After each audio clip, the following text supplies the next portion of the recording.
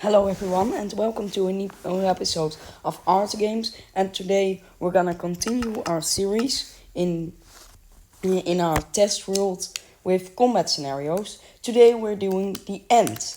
The end is a late dimension, as you'll probably know. I've killed the Ender Dragon first, so we don't have to deal with that one. I'm just gonna talk about PvP in the end and things you should think about. Well, let's start. Um, of course, going to the end is a pretty late game thing, so you're probably gonna have good gear. I'm talking netherite or diamond with good enchantments. I'd say at least Pro 3. It's basically necessary if you want to live here, because probably there are high level players here and Enderman, of course. Oh, also, I'm gonna assume there's some rule against using elytras in combat, because it's basically impossible to take down a person with an elytra. They can just fly away. It just isn't fun. Let's look at weapons.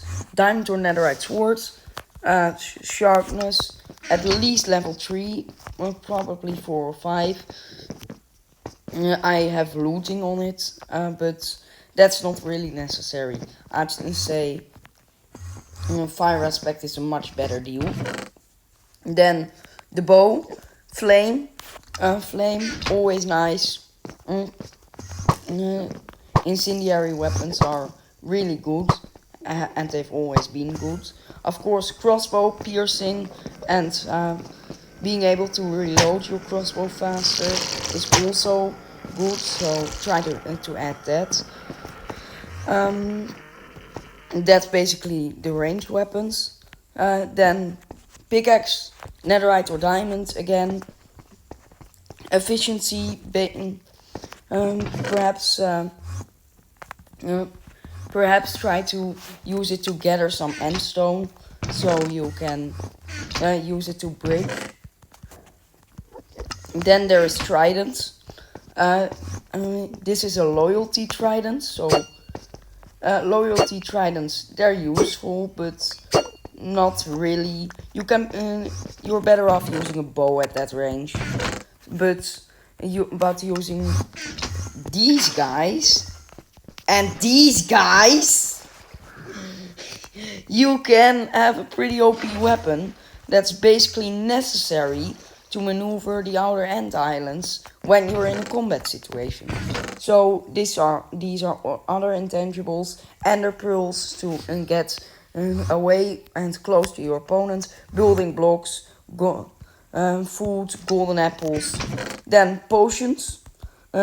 You're gonna be pretty late into the game, so potions is pretty easy to make.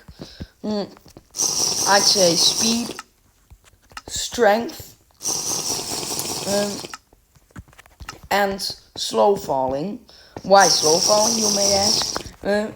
Extremely good question. Well, primarily because of this. Let me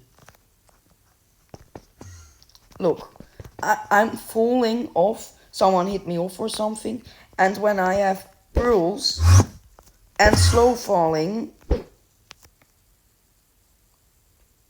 please, I can survive. As I told you, I can survive.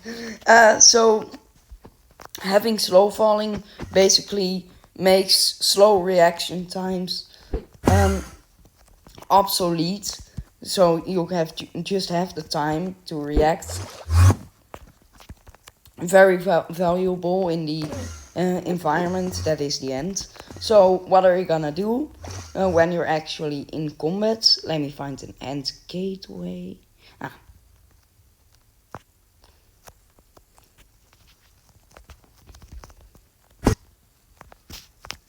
So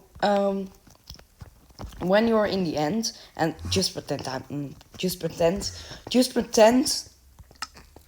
someone is after me, and I will show you how I would react in that situation. Again, I'm not a god here, just someone with a dream. Yeah, pearls, extremely valuable. Water buckets, always valuable. I'd say use it. I think I destroyed some cars fruit. I'd say use it like this, so you can run away. Oh yeah, slow falling. You can use your bow at a distance. Golden apples, but primarily just use your sword. Just use your sword. If the other one is shield turtling crossbow, just use your swords, gapple, pearls, perhaps even coarse fruits. You can find it very easily, and well, I don't know why you would want random teleportation when you have ender pearls, but yeah, maybe someone has a use for it. That's this episode of Minecraft Bedrock combat scenarios. Hope to see you next time. See ya.